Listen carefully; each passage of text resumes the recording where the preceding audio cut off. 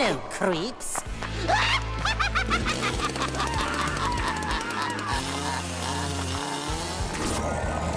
All right, welcome back to Fright Night Flicks. You're here with Dan and Darren. What's up, guys? What is up? Today we are going to be reviewing the 2003 House of a Thousand Corpses. Howdy, folks. Like blood, violence, freaks of nature? Well, then come on down to Captain Spaulding. I'll tell you what, this is a weird one. It's kind of funny, like when this movie came out, I did a lot of research, watched a lot of videos. When it came out, it was not received well at all. Like people hated it, but it like within the horror fans, it's a classic. Well, and I think the reason why is it's not a great movie at all, but it's a fun horror movie is what I would say. Yeah, it's definitely interesting. Some of the ways, well, this is Rob Zombie's first time as a director. And I think I had heard that he even himself doesn't like this movie anymore. Yeah, I have some of that in the trivia. But basically, well, I don't know. He's just very critical. I mean, it's obviously like your first movie, so. Right. But either way, it's out there. It's definitely a fun one to break down. So before we jump in, I'm going to make this quick. First of all, check this out.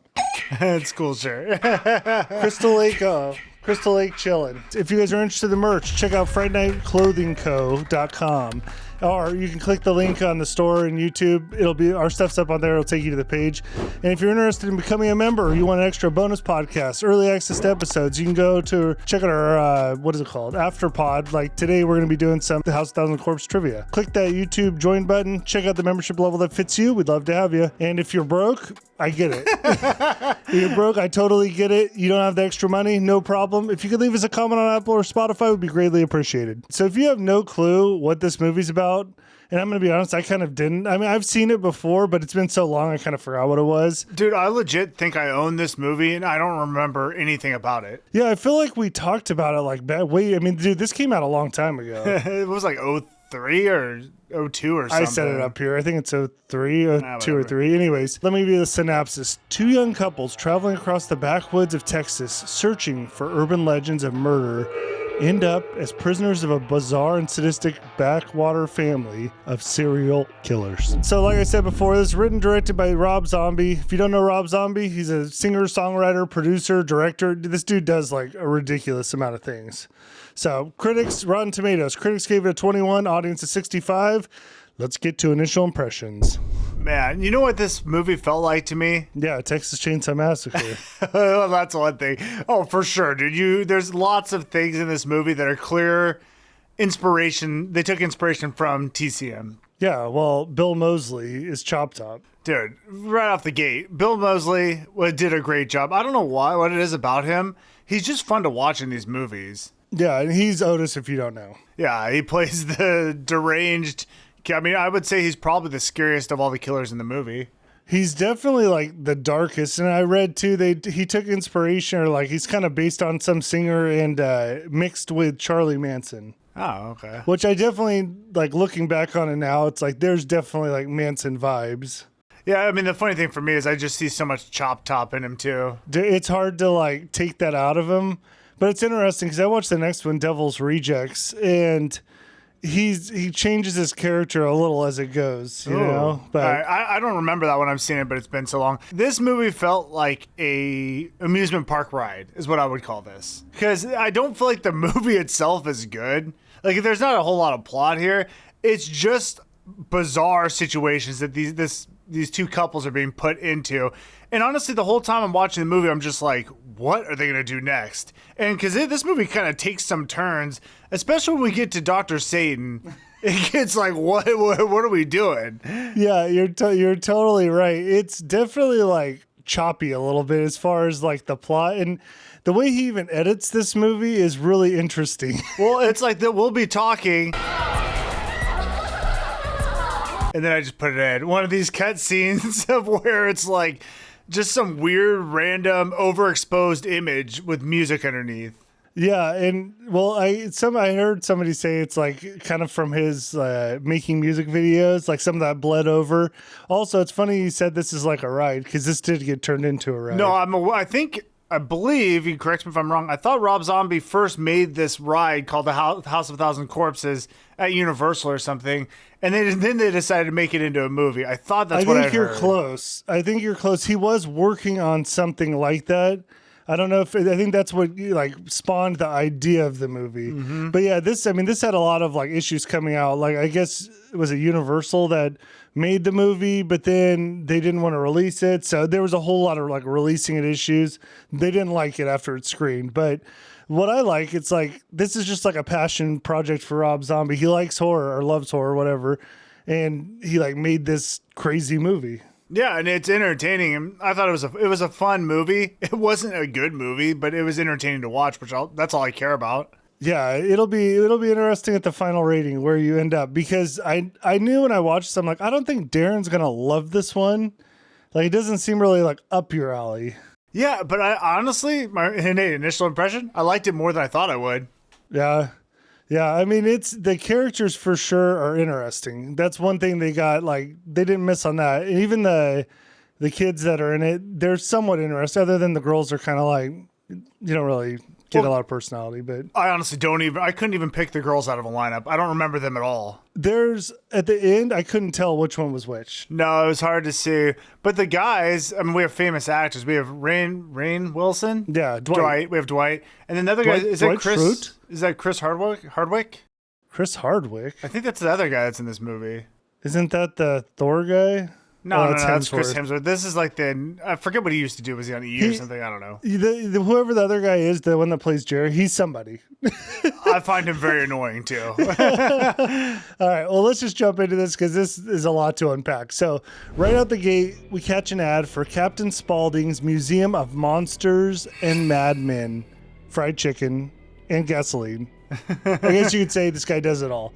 Yeah, and dude, that's actually my one knock on this movie. I would have liked more Captain Spaulding. I agree with you. Like, I think Spaulding, and I think a lot of people do, he's kind of like an icon with the horror fans. Like, people love Captain Spaulding, and he is like such a weird character, and he's very like, he has a lot of energy. You know what I mean? Well, it makes you want to see more of him. I'm about to say, he's kind of dressed like a clown, and he also is great at turning these normal situations into intense, and you don't really know what he's going to do next. You feel like he's going to snap, but he's kind of good, but I don't know. Y'all think us folks from the country's real funny like, don't you? Jerry, gotcha. Yeah, to be honest, he really actually in this movie. Until the end. Well, there's controversy on, I mean, is that, we'll talk about it. I'm not sure what exactly went down there. Really not, yeah, actually didn't like do a lot of bad stuff in this movie. No. All I got to say is I like the vibes of this place. I mean, this horror gas station, it has all this memorabilia of, it's not really horror movies, it's like random stuff. Just like creepy things. Yeah. Like sideshow attraction type stuff. Yeah, yeah. But that's what I'm saying, this movie feels like a ride, is because it does feel like a ride. This place feels like a horror set, as well as the house feels like a haunted, creepy, evil mansion. Not mansion, rundown house. Well, we're going to get to it, but in this gas station, there is a ride. Oh, yeah. That's also why it feels that way. All right. We cut over to the gas station where we see Captain Spaulding's having a conversation with one of the town locals here. And in this conversation, I would say we learned a little too much about old Jackie Cobb. Go ahead. Is that his name? Cobb? They're sitting around talking about this Jackie Cobb, who's just a local guy. I don't even know. I don't think he's in this movie, but they spend a lot of time. He is, because he's talking to him, right? No. They're talking, him and the local are talking about Jackie. Oh, okay. So this is what we learn about Jackie Cobb. I'm gonna tell you guys, because if you forgot about it, it's crazy. No, hold on. Let's stretch out Jackie Cobb more. So Jackie Cobb is a hangs a bit slower in the head. It's not what you have written down, but I see. Yes. We gotta keep monetization going. He hangs out at Molly's fruit stand. He's horny. His favorite thing is whacking his weasel. Second is sticking a pencil in his eye. He once stuck a Planet of the Apes doll up his asshole. Who is this mysterious man? I don't know. Why are they talking? I guess that's the whole point. Is they're starting out with something disturbing. It's weird. It's a weird conversation. That's where you're just like, I don't know what this movie's doing here, but whatever. But maybe that's the point. Like, that's what this movie does. It puts you in weird situations. Yeah, and while this weird situation is going on, you're looking at Spalding, who again is wearing clown makeup. And he wears clown shoes, not the clown fit though, because he's wearing a shirt with a hot dog on it. And on the back of the shirt, it says, if I wanted to listen to an asshole, I'd fart. I mean, that's all you got to say about Spalding. That's kind of like the perfect shirt for him, to be honest. And yeah, he's just like a no nonsense type of dude who also likes to party. And maybe murder. I don't know. Anyways, right after this scene, two dudes just bust into this gas station ready to rob it. And it's like two local guys they kind of know. So it's kind of a weird situation, but they have their guns out, masks on. Side note, there's a cutscene where Spalding actually hits a panic button, which will then bring his buddy in to take these guys out. They cut it out though. Oh, yeah. By the way, we didn't mention this. I don't know if you're aware of this. The original cut, I believe, was like 2 hours long. And then because I think people didn't like what they saw, and it might have been too bloody back then, they actually reduced it down to like this 90-minute cut we see now. It's been through a couple iterations, but that initial movie, no one knows where it's at. And everyone wants to see it, and it'll never be found, supposedly. Oh, really? Yeah. I will say 2 hours of this would probably be a little long. Yeah, but I think it makes... A lot of things don't make sense that maybe would have made more sense given we had 30 extra minutes. Because this movie, to me, there is really no plot. There's no real story other than people are just getting terrorized the whole time. Well, I would argue, I mean, it's 4 kids on a traveling adventure, and they run into a sadistic, devil-worshipping family. I mean, that's it, yeah. These 2 robbers are in there. Spalding, in the cutscene, hits the panic button. His buddy comes in. The first thing you see, he's wearing a giant, like, mascot mask. And what I would say it looks like, and I thought about this, I'm like, it reminds me of something. It's the Shiloh Above.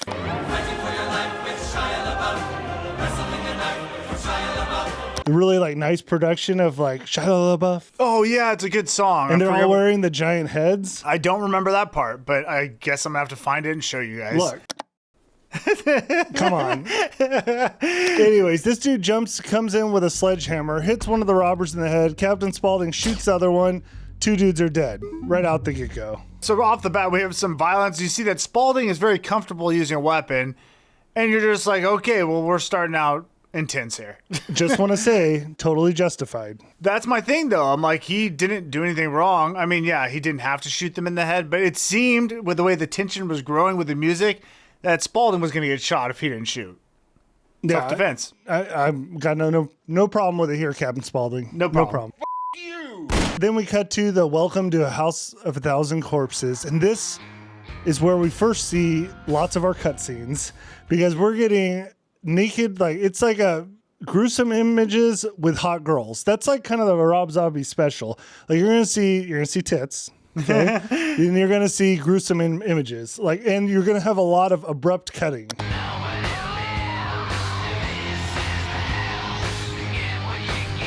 Now we meet our main cast. We have these four kids, 2 couples. They're touring the country, and apparently they're looking at roadside attractions because they're writing a book on it. Just so happened to run into probably one of the craziest ones. Yeah, which is funny because later Dwight says that he's a science fiction fan, which I'm like, that's weird. Aren't you a horror fan? Well, why? Because they're traveling to see these sideshow attractions. You'd think he'd say, I'm a horror fan, not a sideshow, whatever. Yeah, but it's not really like horror attractions. They're just looking at like different attraction, like whatever's on the road you can find. Oh, okay, that does make sense. They just happen to find a horror one. Well, yeah, that's the way I took it. They hit a gold mine, I would say. You're going to call him Dwight the whole time. We'll just call him Dwight. His name's Bill in the movie. We're going to call him Dwight. He's with Mary, and then there's Jerry with Denise. Now, Mary and Jerry seem to hate each other in this movie. I don't know that any of the couples like each other very well. There's not really, you're not really here to watch the relationships. Yeah, we don't really have like a lot of development on the relationship. It's going to be a lot of murdering. All right? Yeah. So anyways, they stop off at Captain Spaulding, and then they end up on the Museum of Madmen ride. Ladies and gentlemen, boys and girls, children of all ages, you are about to enter a world of darkness. And I got to be honest, dude. I think this ride looked awesome to me. It's like Disneyland for kind of like true crime fanatics. Well, and it's fun because Spalding's doing the narration, which is fun to listen to him. And also you're seeing these things pop out, like a person tied up or something. And I don't know about you, but the whole time I'm wondering, is that a real person? Oh, I didn't even think that. Oh, because I'm thinking like, I know this movie's twisted. I know Spalding's into some dark arts. I thought maybe some of these people were real and they weren't actually these animatronic things. That would kind of be a nice little twist. I mean, it's probably interesting. It is, yeah. Interesting. Yeah, so Spalding is like sitting on the front, like, I don't even know, like George Washington crossing the Delaware, you know? I'm very proud of his little thing he's built here. Yeah, he's on the front. He's got some big dude that's like pushing the cart through each of their sections. Anyways, they first arrive at the Ed Gein section. Now, if you don't know about him, he's the inspiration for Texas Chainsaw Massacre. So this is a real killer. I just want to point that out. There's a ton of ties to TCM in this. Anyways, then they arrive at the Dr. Satan attraction, we'll say. Sure. So the Dr. Satan is going to be a big part of this movie. So he's a brain surgeon who thought he could create like a race of superhumans out of the mentally ill, ambitious. Well, yeah, I would say, how about you just start creating superhumans out of the normal? Don't start with the ill. Well, I think it's like because he had access to I him. know why. I'm just teasing. Okay. So what you need to know about him, the townspeople, whatever, he got caught, they turned on him, he got hung, and he's hung in this town, like a very short distance from this gas station that we're at right now. Sure. Okay? The problem is, the next day, his body went missing, and he's never been found. Oh, that's not going to come back. Yeah, that'll never come back. By the way, so let's also set the scene. It's night. We're in the middle of the night here. We'll call it 12 o'clock. Yeah, there's like a storm, too. Yeah. So It's storm stormy. is brewing. Okay, we got to get to this next scene. So Denise calls from a payphone. She calls her dad because she's heading to meet up with him. Question is, do you know who that dad is? Dude, as soon as you set this up, I'm like, I should know who that is because it looks familiar. He's got an iconic role in one of the best movies, like iconic movie. Oh, dude, I can't pull it. I don't know. He is Saving Private Ryan. Oh, he's Ryan? At the very end of the movie. Oh, that's right. He's That is the what soldier he's from. when he's old, and he's wearing like a very similar outfit. Dude, that's so funny because I remember him. I know I've seen him, and I could not place. I would never have guessed that. Oh, I saw his face, and I was like, I know that face. Why do I know that face? And he looks like the same. Like he's got those eyes that look like they're almost ready to tear. Yeah. So, anyways, he passed away shortly after this movie. So, R.I.P. Well, and he did in this movie as well. So double He R. did, yes.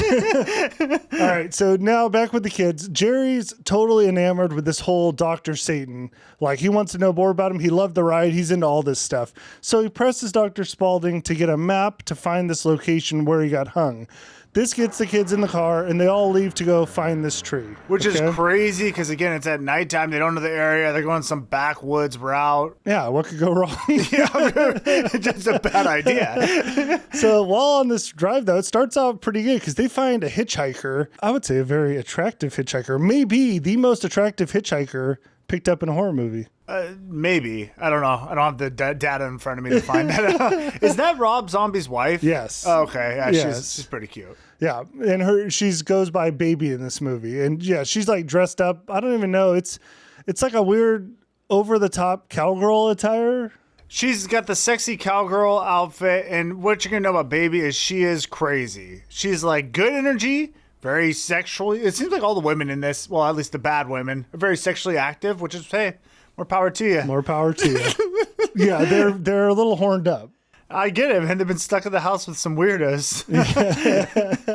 So Baby knows exactly where this tree is because it's just so happens to be like right next to her house.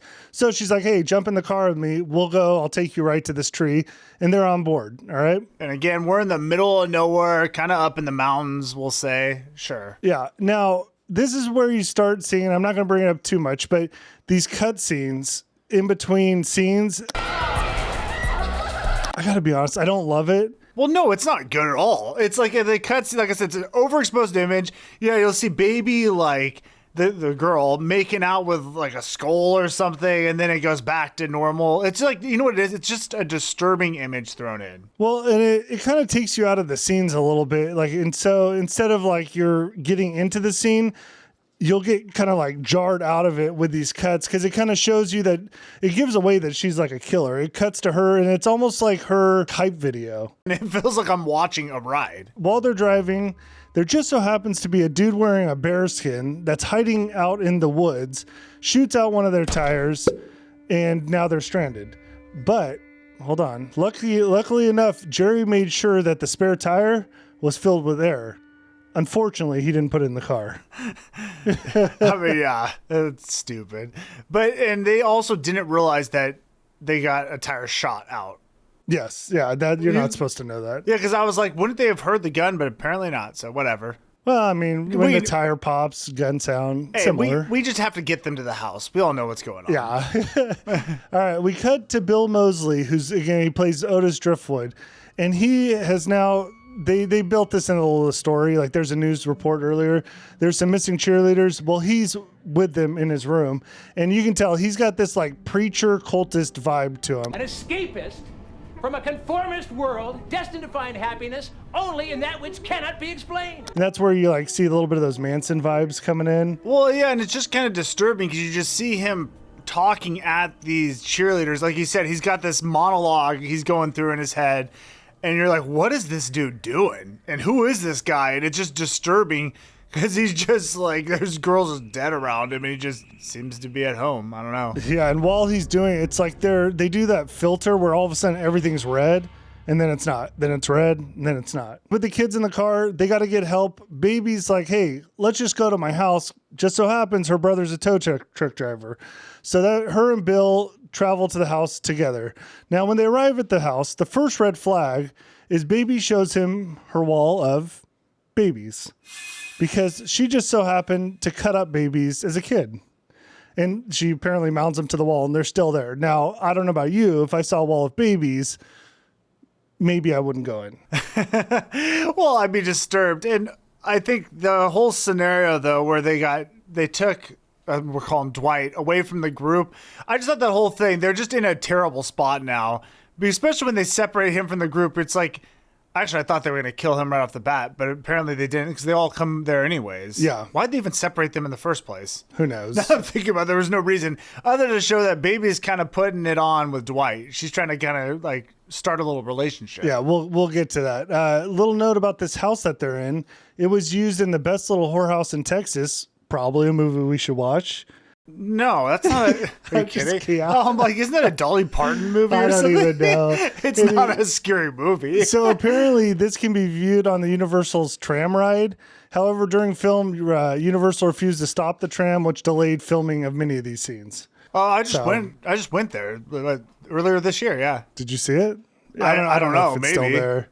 Yeah. Like I think all this was filmed. Like a lot of it was filmed at Universal. Back to the car. The tow truck driver arrives, and it just so happens to be a dude wearing a bearskin. The guy who shot out. Yeah, his name's RJ. He's part of this family. I think they're called the Firefly family. That's like who they are. Anyways, that's the brother. He shot the tire out. Obviously a setup, right? He's my favorite because it's like in this family, we're going to get to meet the characters. They're all weird except for the bearskin guy is just a big like wrestler looking dude. He's got to be a wrestler. It has to be. Well, there's a scene where yes. he picks Jerry up over his head and slams him in the casket. Yeah, I didn't do any research, but clearly wrestling inspired. It has to be. Yeah. Okay. All right. So now Baby's with Bill inside the house. And this is where she brings him some hot chocolate. And she dips her finger in the whipped cream, sucks on it, and then says, "It's not the only thing tasty in this house." Then we cut to her topless making out with a skeleton. Just putting the vibes out, dude. I don't know. It's weird, which works, though, because like you're watching, you're like, what is going on? Yeah, it's definitely a lot going on. Like, there's not a whole lot of breaks in this movie. The tow truck driver returns. Now all the friends are back together at the house, and they sit in the living room, and that's where we meet Mother Firefly. And this is where I first started hearing Baby's laugh. What? Did you notice her laugh in this movie? Oh, babies laugh? Yes. Oh, I thought you said you heard babies. Well, you did say babies laugh. I thought you meant like there's babies in the background laughing. No, well, no, but... No, is it? I know she has a crazy laugh. Oh, it's like, ha, ha, ha, ha, ha. Well, her and like her a mom... machine gun. Her and her mom do a laugh later where I'm like, oh, God. You gotta, just don't do this. It's a little... They definitely go over the top. I'll say that. Well, it's corny. It's honestly just corny. Anyways, Mama Firefly invites all the kids for dinner, and now we're at the dinner table with the most amount of candles I've ever seen on a table. Yeah. Excessive candling. If you didn't know the house was scary, the candles will show you. And the mom's also odd and very sexual as well. It seems like the girls are very excited to hook up with some of these guys. But, and I'll say this too. So while the group of the kids are in the house, supposedly people are working on, they are working on the car to get a new tire on. The funny thing to me is the kids don't seem grateful at all for that. They're almost annoyed that it's even happening. That is a good point. They don't. But I would have maybe devil's advocate here. Maybe it's because they feel like they're kind of being pushed into all this. Like they just wanted to get the tire fixed, but they're kind of like, oh, that baby's like, oh, we'll help you. My brother will handle it. Everyone just get in the house. We'll figure it out later. You don't really know what's going on. So there could be some frustration. All right. I'll buy it.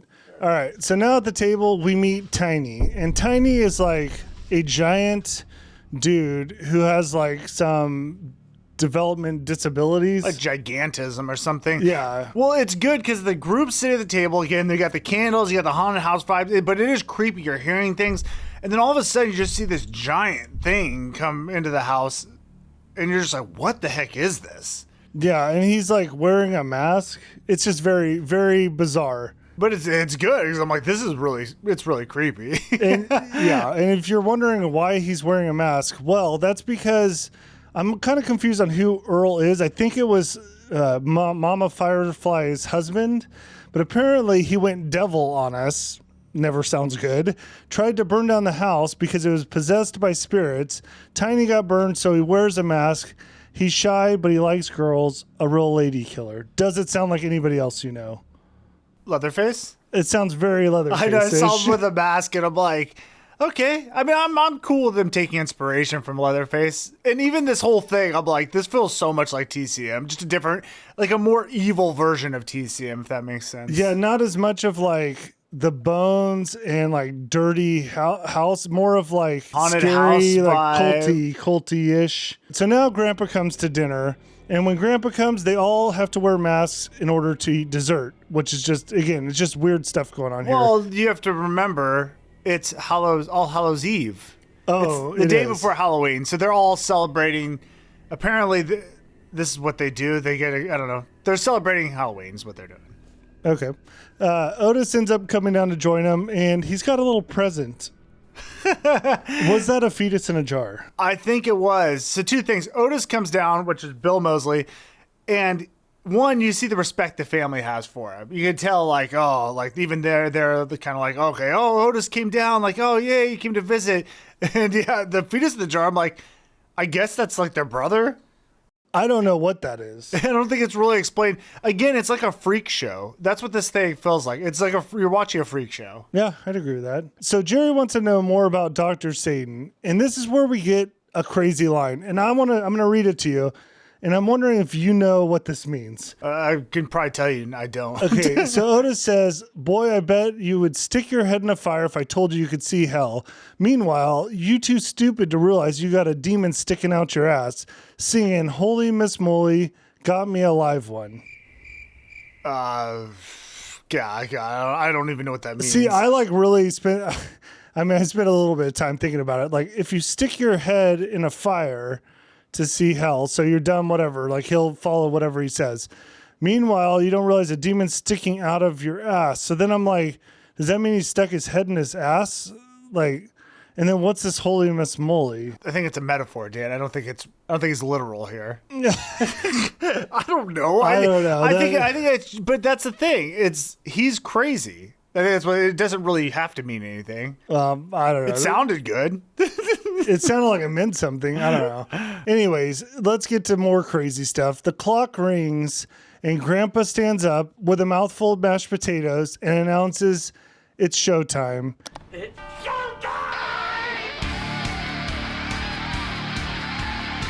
And guys, we're about to have a stand-up special. This is so weird. This movie is very disturbing. I think that's what they're going for. Just unsettling moments. You're in this house with these kids, and now we're doing stand-up, and the mouth with the mashed potatoes and the old dude. It's just so weird. There's something about like old people and food in their mouth. I mean, especially like mashed food. Yeah, there's something just like disturbing about it. Like, it's just kind of gross. Yeah, I agree. It's... Anyways, but this stand-up special, I mean, I can't even really say. You don't need to read. I'm uncomfortable with what you've even written on this thing. Yeah, it's a lot of very sexual things. But it's overly sexual, loud. It's like that. Forget that comedian who used to scream all the time. But it's just him screaming into a microphone crazy things. Yeah. That's all. But Jerry absolutely loves this stuff. Jerry's an idiot in this, by the way. Like, that guy he's all on board with everything. Yeah, I didn't really like his character. I think that's what they're kind of going for. I don't know. Well, anyways, like with this stand-up special, we've now like gone into like a full film production. We're on a set. They have like a lighting system set up. And then we go from one attraction, the stand-up special, to the next one, which is baby lip syncing some like 50s stuff. I'm not one of the greedy kind. Yeah, baby's in like a nice little outfit. She's doing some like kind of sexual. What is it, Betty Davis maybe or something? I don't know. Betty Crocker? I don't know. Anyways, she ends up doing the seductive stuff, sits on Bill's lap, which pisses Mary off, pushing her over, calling her a stupid whore. Baby pulls out a switchblade just as RJ comes in and lets him know the car's done. So it like diffused the whole situation. Well, yeah, because it was building up. Well, first of all, baby's out of line for sitting on Jerry's lap, but Jerry's girl, I mean, came out at like level 10 on that. Yeah. You're in someone's house who's helping you. It's very creepy. The last thing in a million years I would do is like try to disrupt them. You know what I'm saying? You got to just have some kid gloves with baby. You don't assault her and then call her a whore. No. Now they get in the car, and surprisingly, because you're not thinking they're going to get out of this house. You know what I mean? Like when they go in, you're like, okay, we're going to start taking them out here. It gave you a moment where like, oh, are they going to get away? Like, what's going to happen? But it's all set up. It's all set up. Yeah, they're not going to get too far. So they get in the car, they're leaving the driveway, but the problem is there is a gate. When Bill gets out of the car, a scarecrow mascot man, it's like wearing that head thing again, jumps down, knocks him out with a board to the face. Jerry tries to fight that dude, but another scarecrow guy jumps down, knocks him out. It ends up being Tiny and Otis. To say it again, it felt like a ride where all of a sudden people are coming out of nowhere. And it is really creepy seeing that giant, especially when he's like grabbing him out of the car. It's like, what are you going to do against this dude? Yeah. But also the cuts are so freaking quick. I'm not even sure who was who. Of who? Like, I couldn't even tell which of the family members are out there. Oh. Like, it's hard to tell. Like, he cut everything so fast. Yeah, it's true. All right. So at this point, Denise's dad starts getting worried about her, and he ends up calling the local sheriff. Only reason I say that's going to bring some cops to the scene a little bit later. All right. Now, at this point, all the gang's tied up. They're in a little bit of like different locations. Mary's tied up with Otis. Bill's tied up in like a crucified position. And that's where Baby turns on Brick House and dances while Otis just carves this guy up.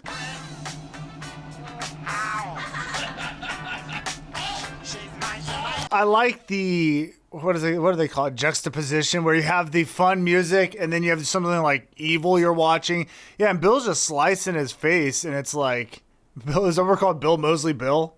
You can't do that because Bill is Bill. That's Otis. Oh, well, then Otis Bill's the guy.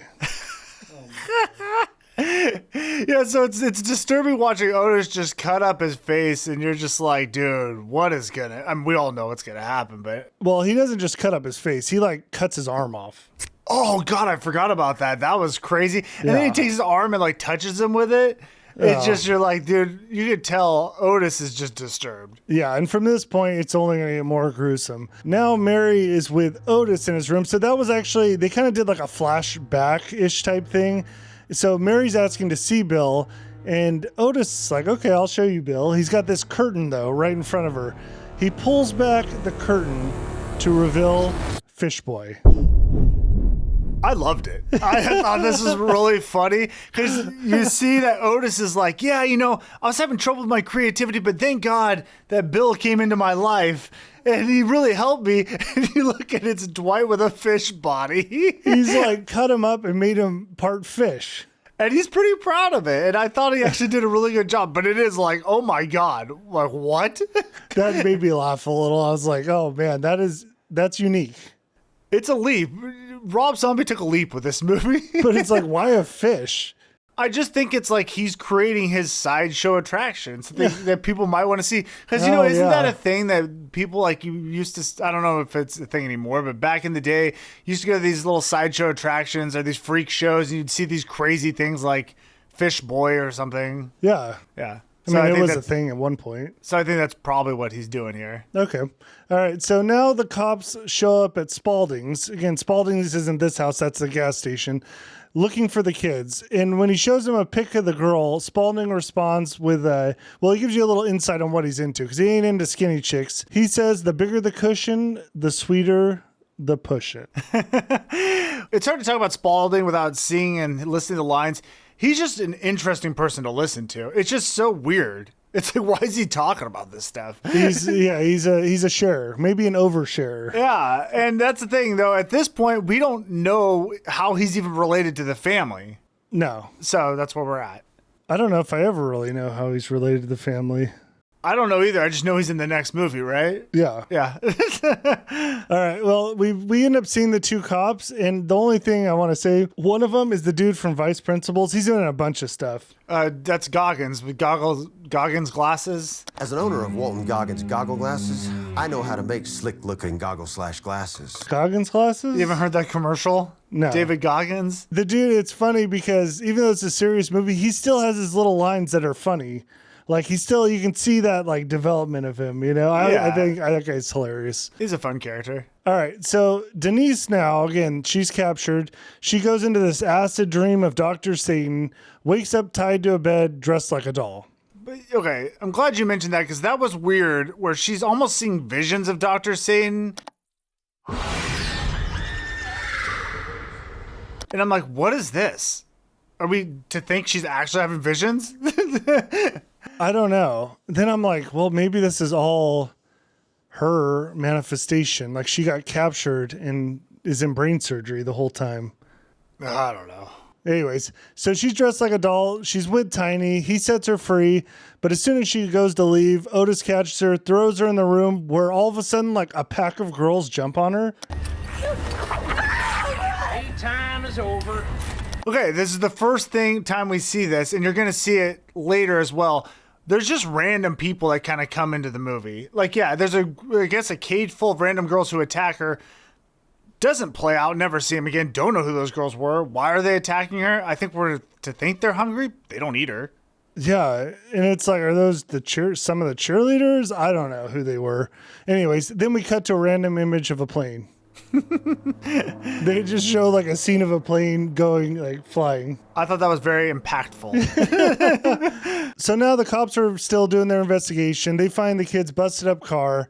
We cut back to the house. Jerry's tied up in Baby's room, and now Baby is dressed like a cheerleader. All right. So she ends up giving Jerry a little bit of a haircut. I would say a rough cut. Yeah, she's just torturing him, messing with him, doing like the whole little like I'm gonna quiz you thing. And then cut you. Yeah, and then like it's like partly scalping him as she's cutting his hair. Which again, I'm like, oh my god, like that was kind of brutal to watch. The second time I watched this, I'm like, I can't watch that part. Yeah. So the cops end up looking through the broken down car, and when they open the trunk, they find a dead girl with the words "trick or treat" carved into her. And my first thing is like, I couldn't tell if this was one of the characters or if it was like a random person. That's the problem. I don't know who the girls we're watching are. I'm with you. I assumed actually it was a cheerleader, I guess, but I don't know. There's definitely a possibility when I'm saying Denise, it could be Mary, and Mary could be Denise at times. I have no idea who's who. Other than a scene that's coming up here. Anyways, now Jerry's mounted to a wall with Otis throwing knives at him, so things aren't going better. He got his hair shaved, now he's getting knives thrown at him. Okay, so now Denise's dad has made it to the city, and he's going to end up working with the two cops, who's going to be Wydell and Nash. And they're going to like, because it's built that he has like a friend, I think it's the sheriff, so he's going to let him come and like investigate with the cops. Yeah, why did they even bring her dad into the movie? It's kind of a funny thing to do.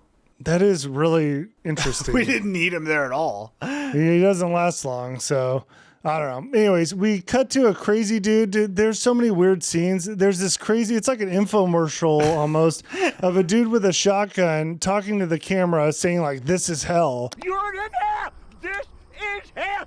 This is hell. This is hell. And I'm just like, who are you? It feels like they're just throwing disturbing images cut in between scenes to kind of transition to the next thing that's going to happen. Yeah. It's kind of what it felt like. It's just odd. Yeah.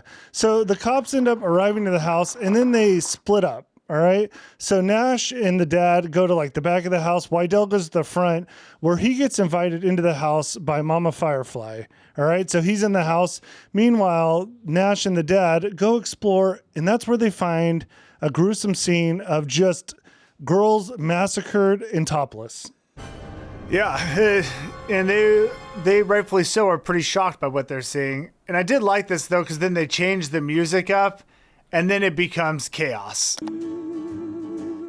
You're the one who made my dream. Yes, it takes a turn quick. So as soon as... I was just going to say, too, I don't know who's who. I don't even know which one's the main girls. I don't know who's the cheerleader. I don't know anything. Yeah, it's kind of hard to see. Like, well, because there was one girl tied up that Nash and them found, and I think that was Mary. I think. But not positive. Anyway, so as soon as Nash sees this scene, he gets on the radio to Wydell, and he keys it up, tells them, like, what they're finding. Well, as soon as Mama Firefly hears this radio transmission, she pulls out a gun, shoots him through the neck, Wydell gone. All right. And now you're like, oh, God, this isn't going to go well. No. So Denise's dad, after seeing this sight, he takes off running, only to get popped in the back by Otis. I did like how the dad just took off running for no reason at all.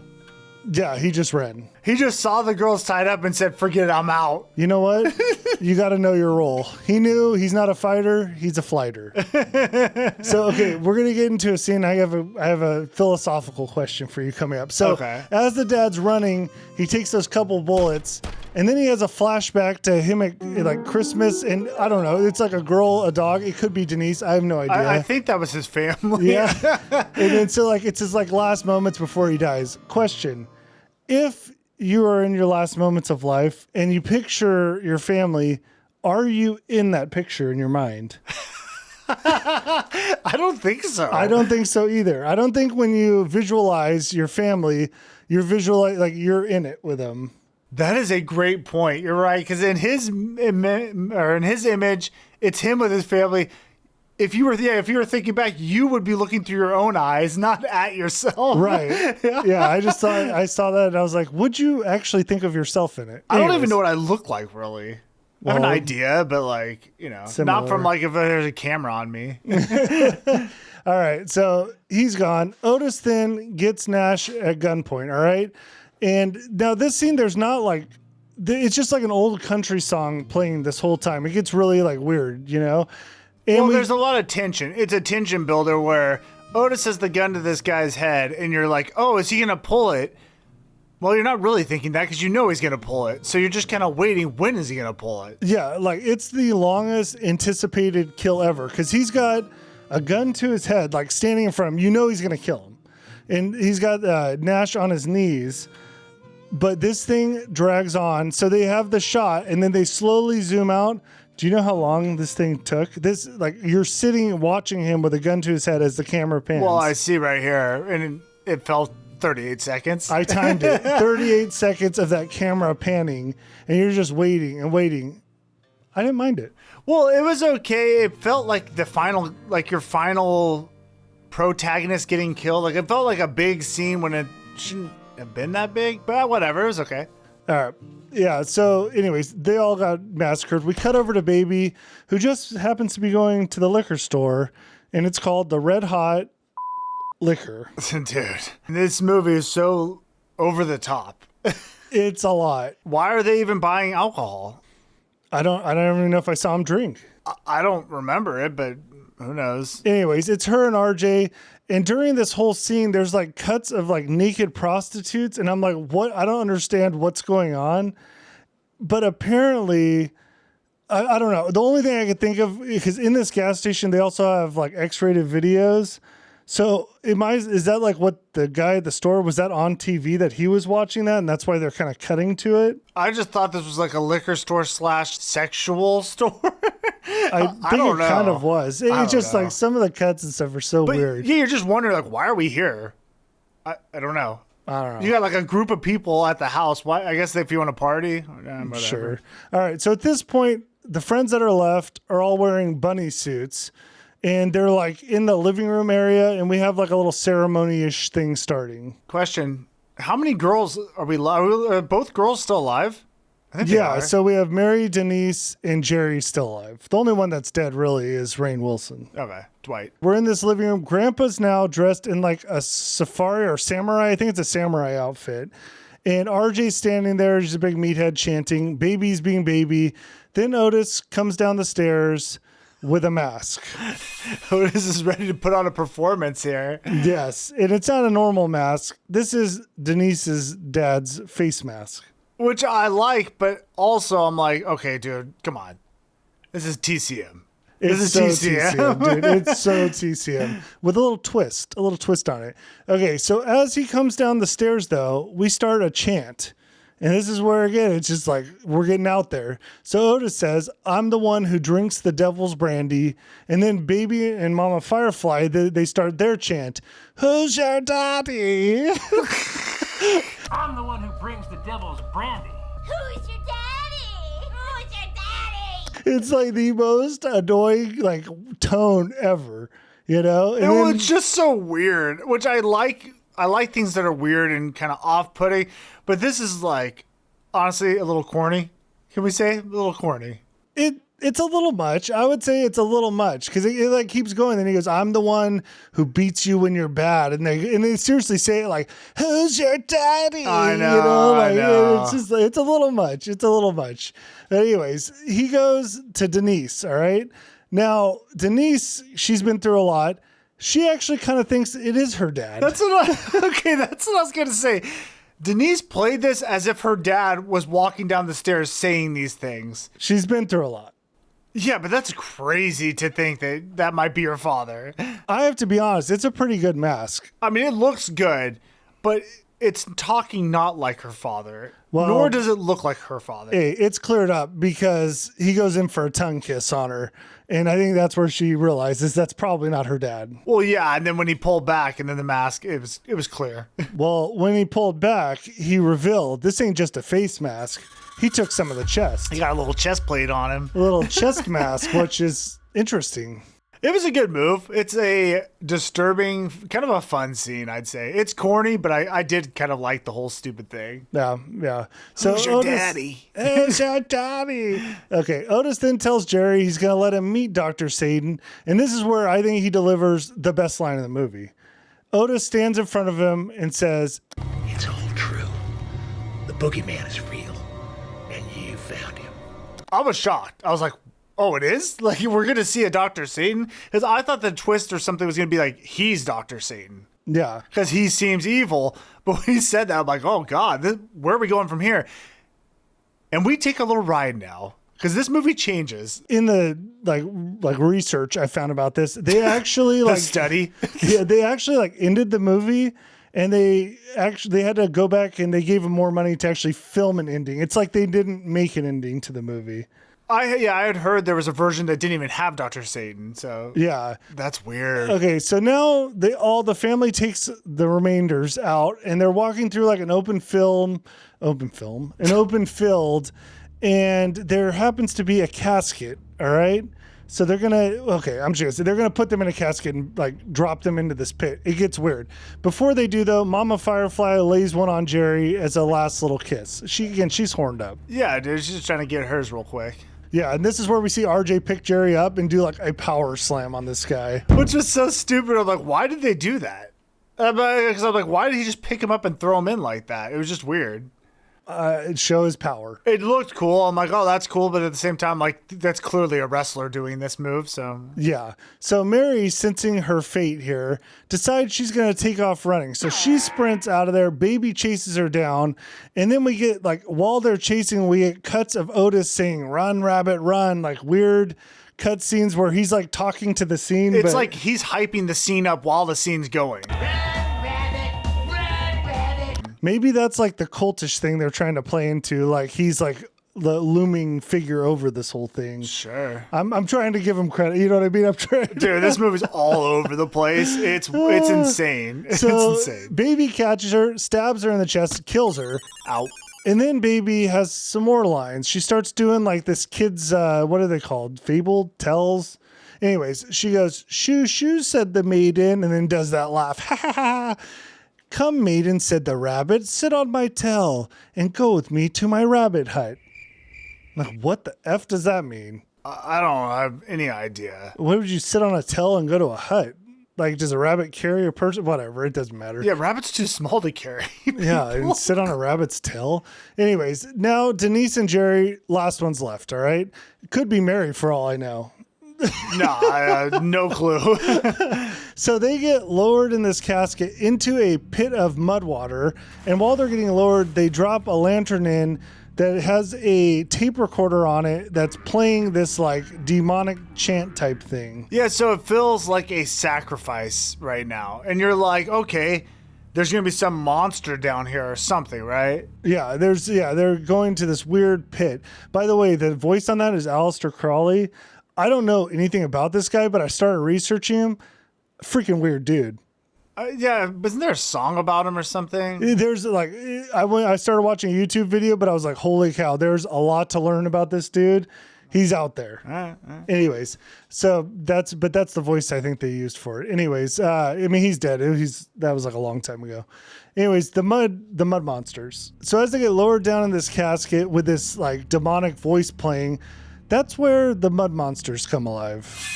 Man, I'm just like, what is this? All of a sudden, the casket's getting broke apart.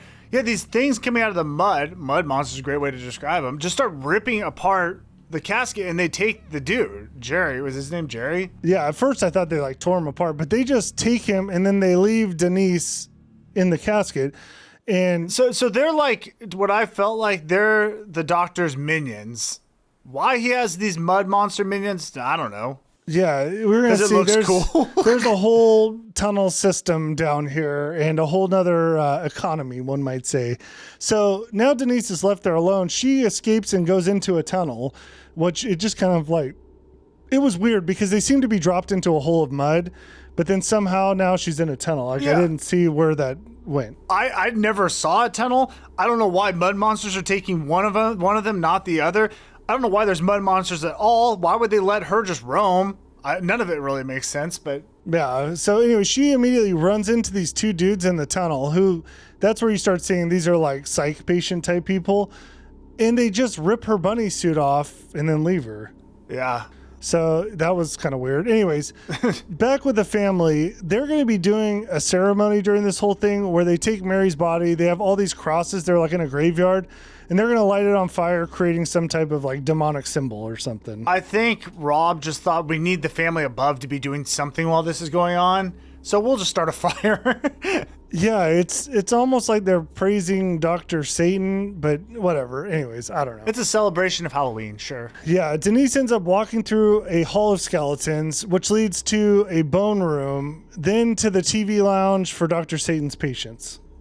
Yeah. Right? It's like you're in a psych ward with the patients, basically. This really started to feel like a haunted house. Like she's walking through like these areas, and it seems like these sets, these scary sets, which I'm like, why? What is this down here? It's pretty thrown together down here. Yeah. So now is where we meet Dr. Satan, and boy, he's a lot to look at.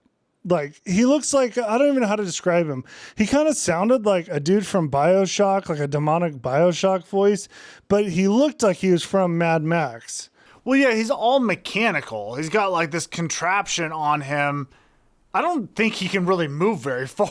Yeah, he's like a puppet almost, a mechanical puppet. And it's like he's got his tools strapped to him, and he's like a spiderish looking thing. Yeah, it is creepy in a way, but it's also like, what am I looking at? Like, why does this exist? Well, you see that, and then the absolute unit of a dude shows up, who that dude looks, I mean, like that kind of looked like a Judge Dredd, the mutant people, you know? Yeah, I mean, I thought like Bane-ish. Yeah, but like bionic eyes and limbs and just like gross. You know? You get the feeling this is the right-hand man to Dr. Satan. This guy's going to be his enforcer. He's the muscle. Yeah. By the way, I didn't mention it. Jerry's now the patient. Dr. Satan's like ripping his brain up. Yeah. So whatever. So he's dead. So Denise ends up getting into it with this giant creature dude who's trying to like swing an axe and hit her. Yeah. By the way, in the deleted scenes, they said he was actually not deleted scenes. In the trivia, he was actually swinging an axe at her. And like, it was like real, like she had to get out of the way. Seems very dangerous, but unnecessary. But we have the situation where the big, strong guy, giant swings. Of course, he's messing around, destroying things. You guys know. Classic how it goes. overswing. Yeah, you know, big grunt. So, anyways, he ends up taking out a bunch of stuff, takes out the supports, which caves in the tunnel like on himself, and classic oaf behavior. So she ends up escaping from him, and then kind of like just collapsing. Well, yeah, and I think she got out of the tunnels, right? No, at this point she's in the tunnels, but we cut to the next day. Okay. So she wakes up, and this is where she crawls out of the ground, and it's like sunny outside. It's the morning. Sure. All right. She walks to the road, and as she gets to the road, a car's coming. And this is like so TCM, by the way. Well, it's every movie as well. In no way do you ever stand by the road after you've escaped someone, because those people are always looking for you. Always. Every time. Every time I'm like, dude, just stay in the woods. Just kind of run around out there. Become a child of the woods. Yeah, find that bunny tail or whatever. You go ride that rabbit into the hut. So this car's coming. Well, it ends up being Captain Spaulding, who picks her up. He says he'll get her to a doctor, and you really don't know. Like, maybe he will. Well, yeah, because you honestly haven't seen anything bad from him. Other than he's weird. He did kill that guy, but the guy was trying to rob him. Self-defense. Sure. So the problem is, like, as soon as he drives off, Otis pops out of the back seat, pulls out a knife, and then we cut back to Dr. Satan's operating room, and now Denise is the patient of Dr. Satan. Yeah, she got taken back. So did that even happen? Oh, you think that was maybe a dream? Yeah, like, did she ever escape from the tunnels, or did Dr. Satan catch her, and then this is like in her head because she's having brain surgery? I don't know. I just assumed it really happened. But I could see it going both ways.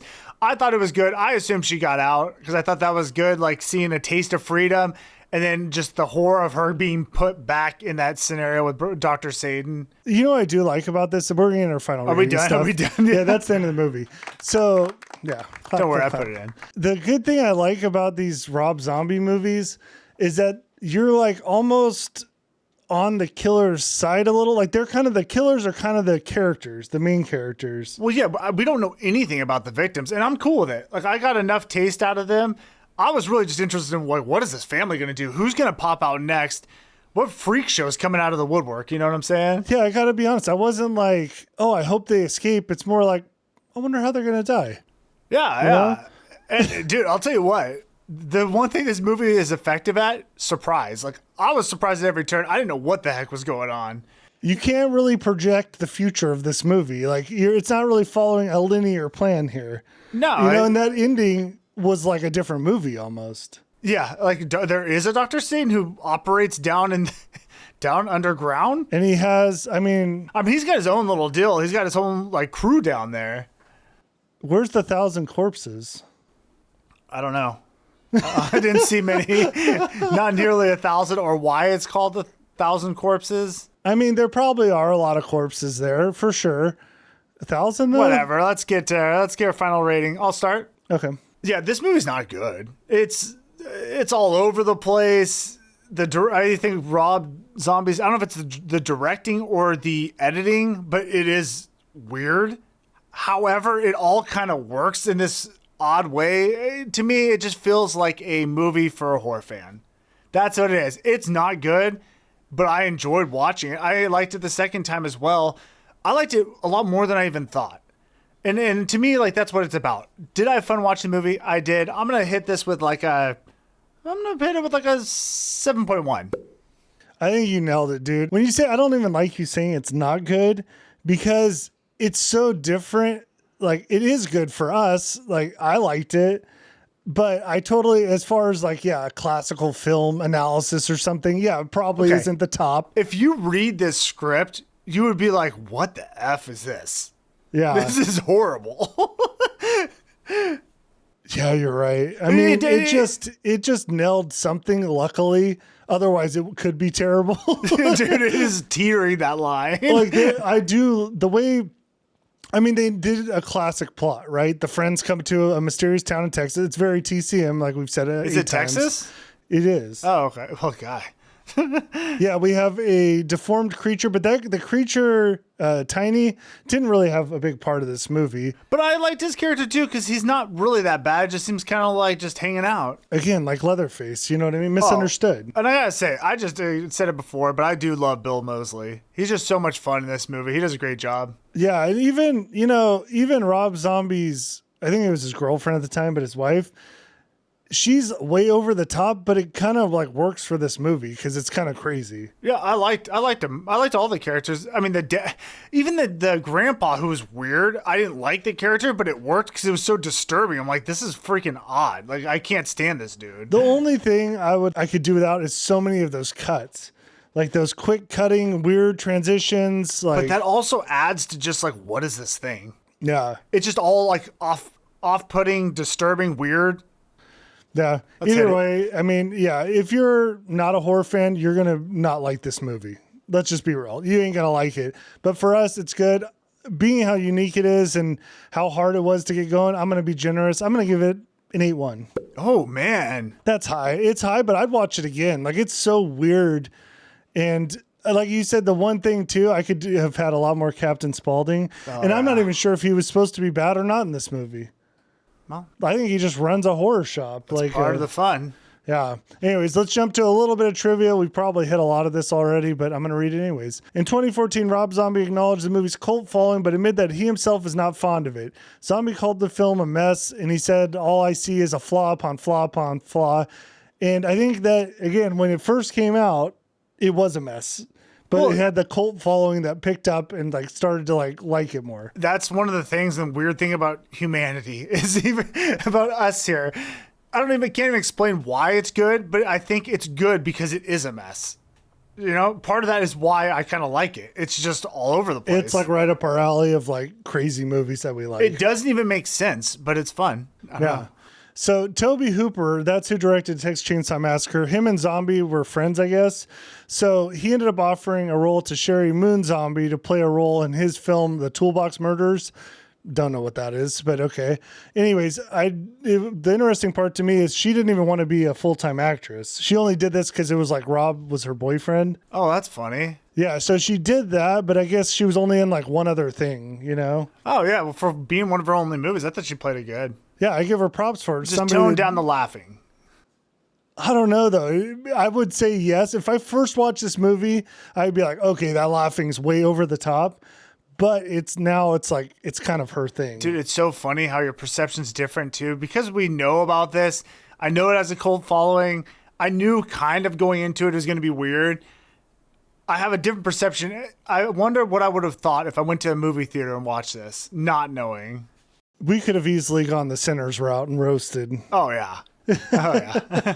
So this movie ended up being made into a haunted house ride for Universal Halloween Horror Nights in 2010 and 2019.